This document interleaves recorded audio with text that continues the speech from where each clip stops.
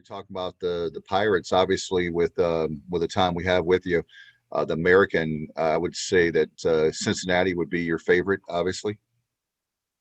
Yeah, and I think Cincinnati is one of the better teams in the country. 7 starters back, both offensively and defense. I think they actually enter the season in the top 10 of the AP poll at the beginning. Remember, they finished number 8 last year, and they've got a good portion of the team coming back. And for Cincinnati, they actually, in my mind, are a group of 5 candidate to make the playoff this year, not the 12-team playoff. Talking about the 14 playoff, because they play Indiana week 3. They play Notre Dame week 4, and they pull a couple upsets there, run the table like they did last year. They already proved in the Peach Bowl that they could play with Georgia, where they led the majority of that game. I think Cincinnati is one of those dark horse candidates. 2 big games early for the American Conference and the group of 5 overall, at Indiana, at Notre Dame. Take a look at UCF. UCF hiring Gus Malzahn after Josh Heupel elected to go to Tennessee with his AD. So just talk about that. I really think that UCF may have gotten the better end of that deal. I think you're right, and I believe they'll finish with a better record than Auburn. Of course, part of that has to do with the schedule. They play an easier schedule, but I like the fact they have 17 returning starters coming back. And if you followed UCF last year, at the end of the year, they had so many opt-outs and injuries out for the season. I think they had just 1 or 2 of their opening day starters left at the end of the year.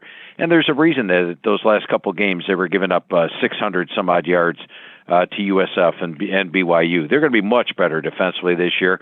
And the one thing that Malzahn's done is he took advantage of the transfer portal. They bring in a player like Big Cat Bryant in the defensive line from Auburn, Marco Damio, cornerback from Auburn.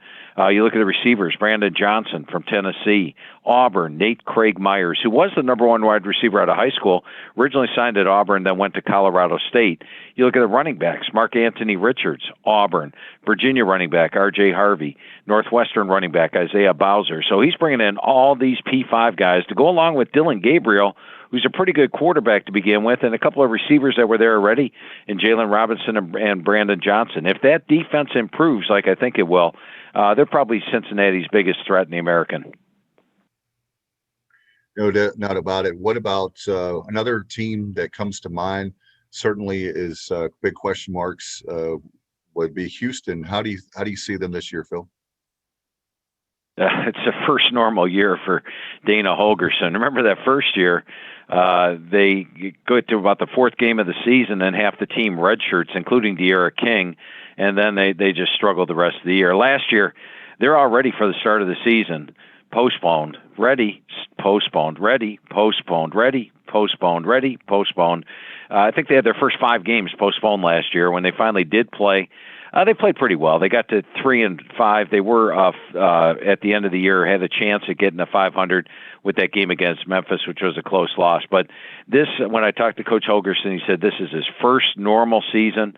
They've got 17 returning starters. Clayton Tune, quarterback. Mobakar, if he returns to his full potential, look out for him at the running back spot. And overall, that defense has a pretty good defensive front 7. It's got about 5 guys that are NFL caliber there. So I think Houston's going to be a primetime player as well.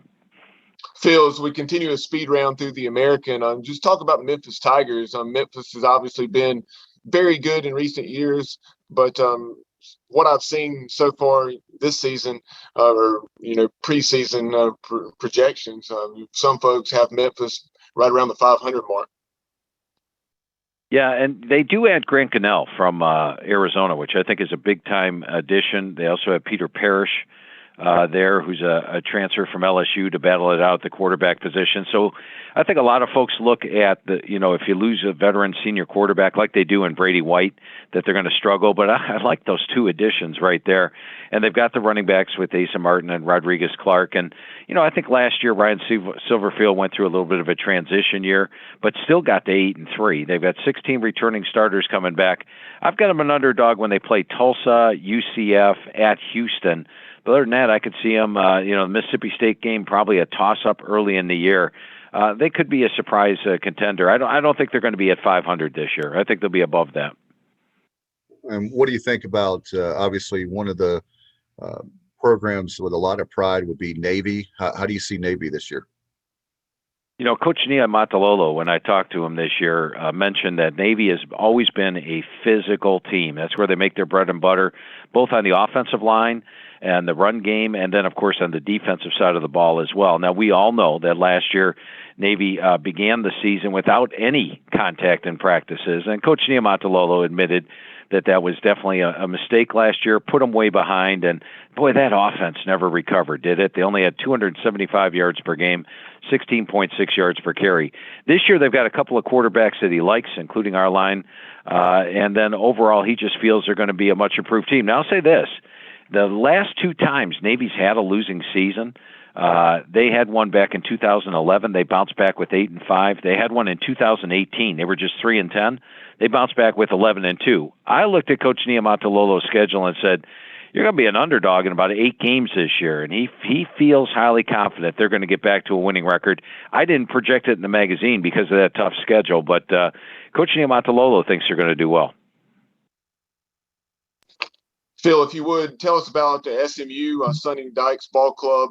Shane Buechele moving on, so a big hole to fill there, but plenty of talent still there in Dallas.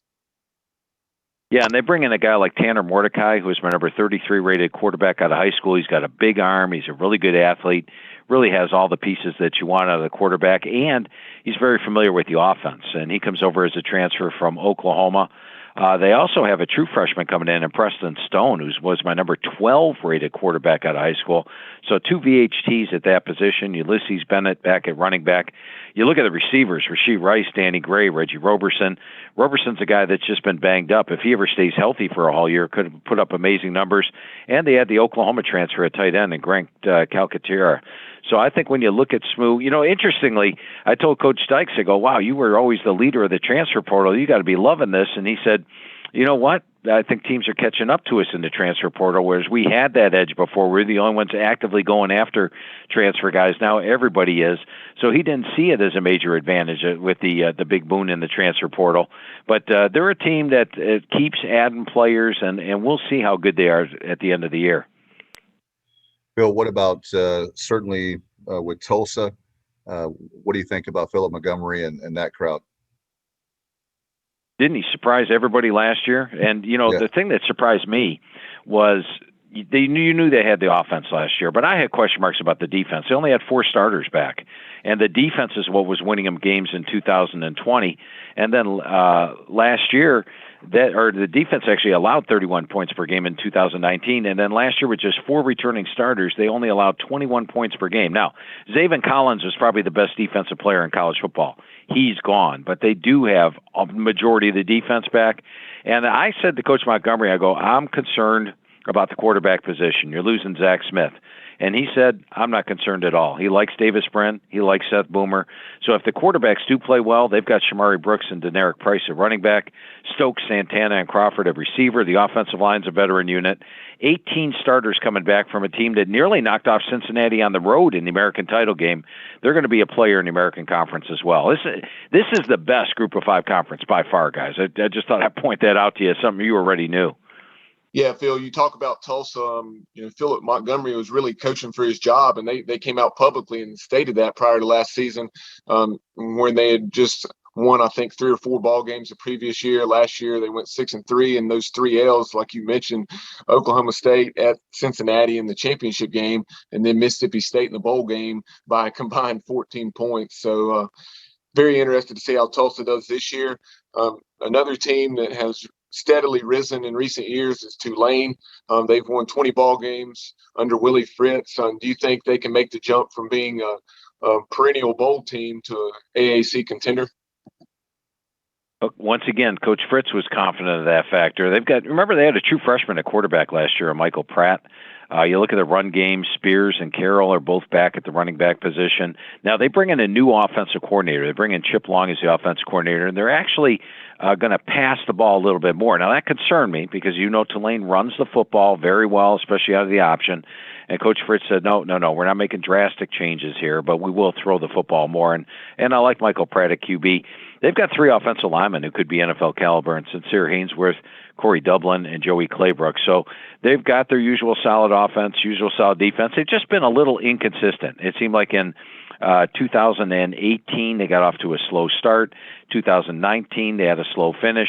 2020, a slow start. If they could ever put it together and play their best ball all year, they would be a threat.